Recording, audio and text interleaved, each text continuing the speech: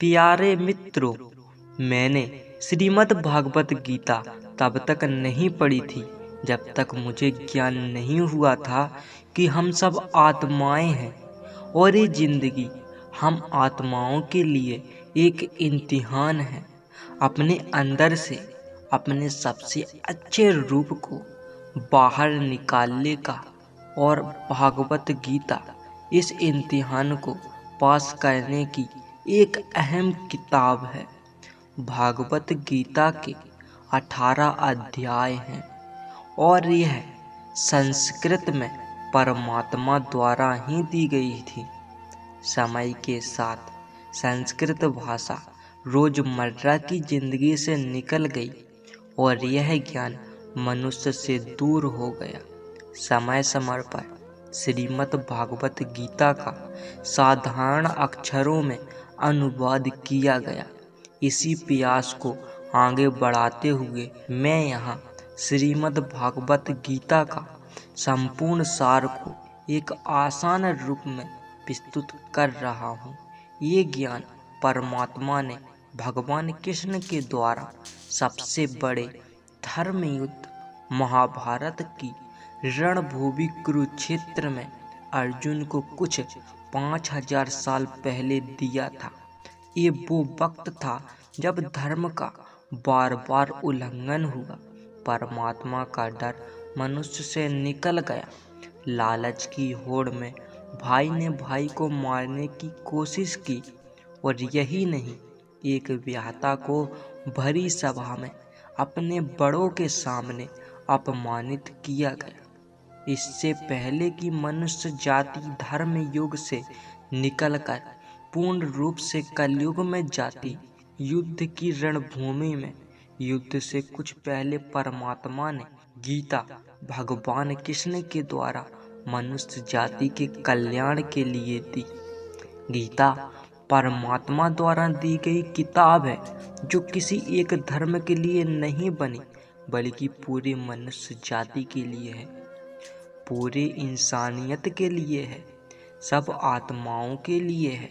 क्योंकि ये आत्माओं को परमात्मा के बारे में, उसकी सृष्टि के बारे में और सबसे अहम यह उन कायदों के बारे में समझाती है जिसका आत्मा को मनुष्य के रूप में हर हाल में पालन करना होगा, रक्षा करनी होगी। और इन्हीं कायदों की बुनियाद पे एक आत्मा को शरीर त्याग करने के बाद परखा जाएगा और इस परीक्षा से पास होने पे हमेशा के लिए इस जन्म और मृत्यु से मुक्ति मिलेगी।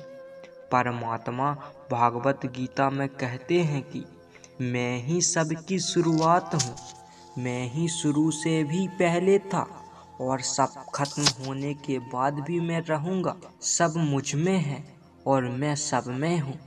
जो भी तुम छू सकते हो, देख सकते हो, चख सकते हो या सुन सकते हो, उन सब में मैं हूँ। ये नदियाँ, पहाड़, सूरज, ग्रह, चांद, सितारे, सब में मैं हूँ। मैंने ही बनाए हैं। मैंने ही भगवान और शैतान, राक्षस और इंसान बनाया। मैं ही सर्वव्यापी हूँ, सब मैं ही हूँ। मैं ही ब्रह्मा बनकर सब बनाता हूँ और रुद्र बन के सब नष्ट कर देता हूँ। मैं ये सृष्टि यूं ही बनाता और तोड़ता रहूँगा ताकि आत्माओं को मौके मिल सके इस जन्म और मृत्यु से मोक्ष पाने को, हमेशा के लिए परमात्मा के साथ रहने को।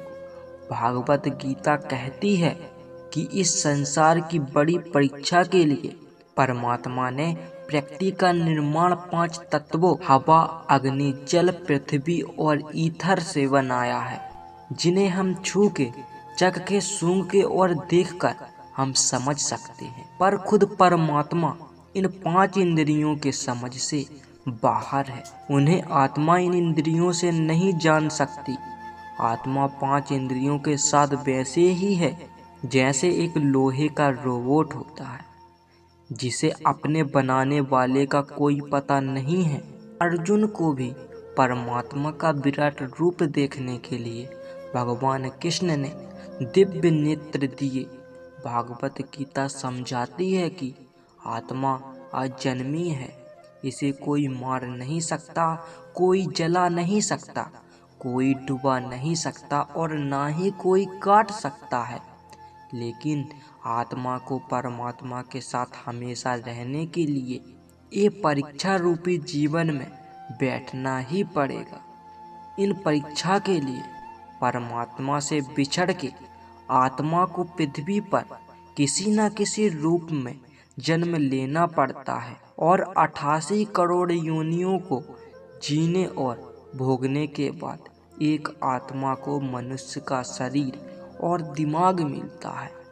इन सबसे बड़ी मर्यादाओं की परीक्षा में बैठने के लिए हर मनुष्य को इस पूरी परीक्षा के दौरान तरह तरह की अच्छी और बुरी भावनाओं की चक्रव्यूह में अपने ही भाई बहन और मित्र के साथ डाला जाता है, जिसमें हर आत्मा को अपने अंदर के तामसिक और राजसिक अवगुणों से निकल के सात्विक जीवन में प्रवेश करने के मौके मिलते हैं।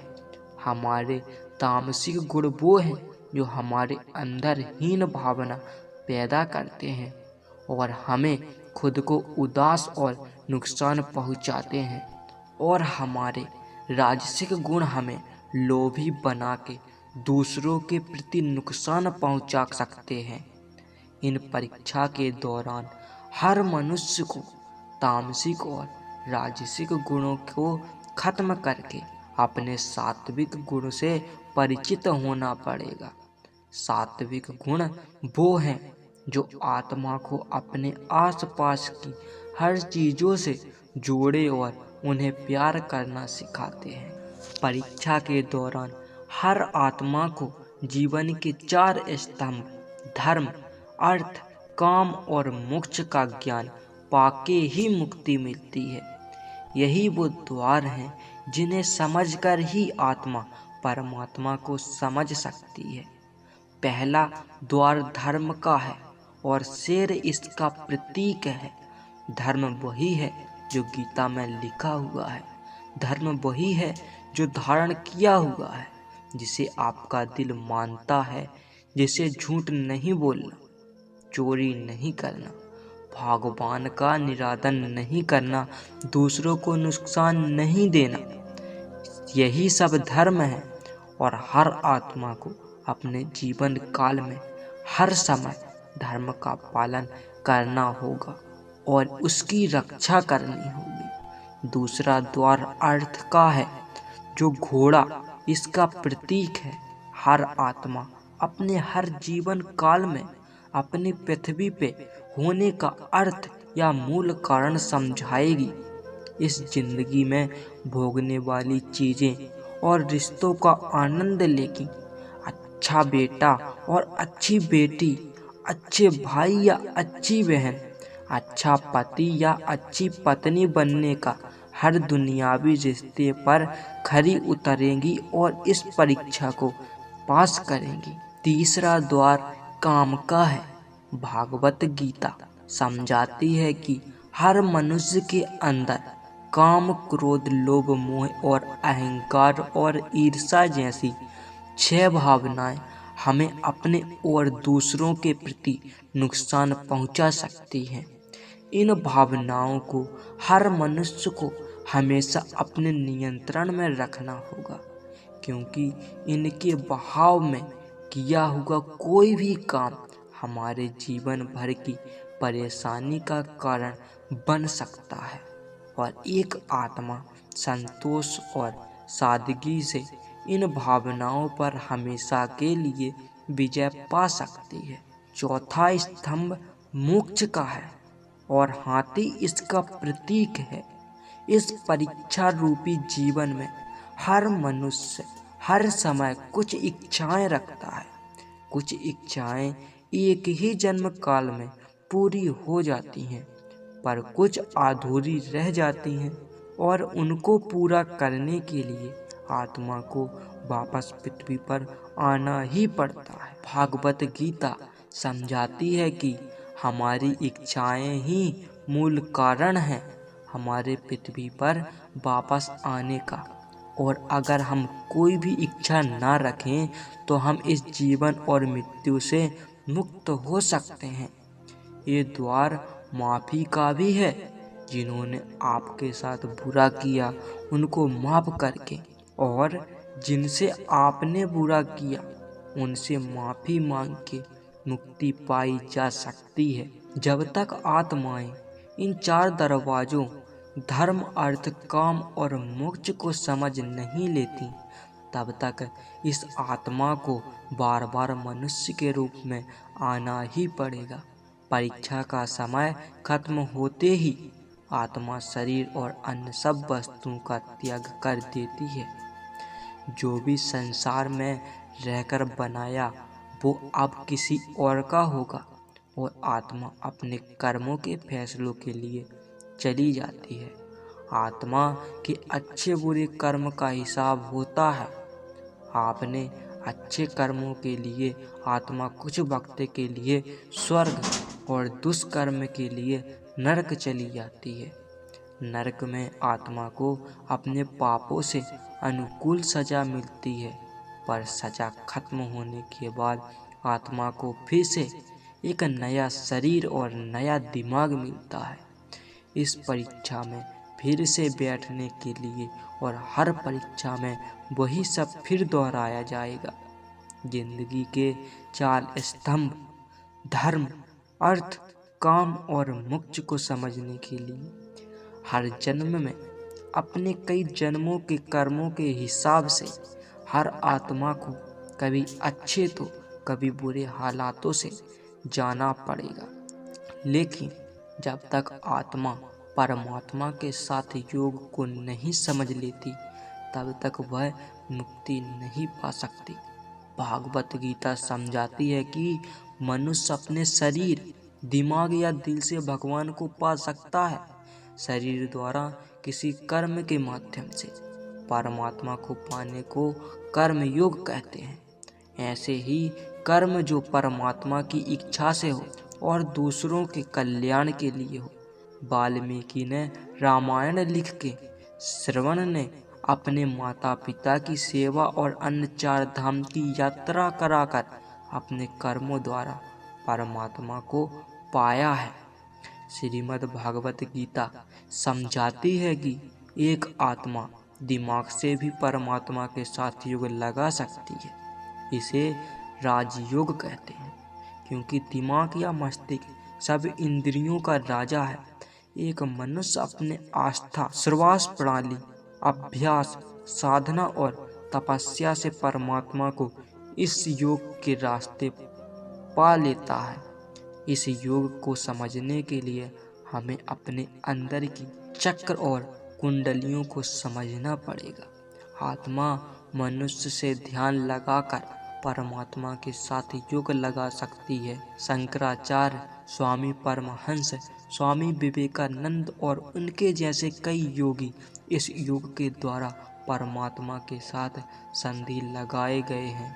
परमात्मा भागवत गीता में कहते हैं कि अगर किसी आत्मा को धर्म ना भी समझ आए, योग ना भी समझ आए, पर अगर वो मेरी शरण में आ जाए तो मैं उसके सारे पाप माफ कर देता हूँ। परमात्मा को ऐसी दिल की गहराइयों से पुकार के पाने को भी भक्ति योग कहते हैं। चैतन्य महाप्रभु, मीराबाई और भगवान हनुमान इस योग के सबसे बड़े उदाहरण हैं। लेकिन कभी आत्मा अपने होने का मूल कारण भूल के धर्म का उल्लंघन करे या पाप के रास्ते पर निकल जाए तो उसे ठीक करने के लिए परमात्मा को खुद किसी रूप में पृथ्वी पर जन्म लेते हैं। तो मित्रों, आज की इस वीडियो में आपको संपूर्ण भागवत गीता का सार बता दिया गया है।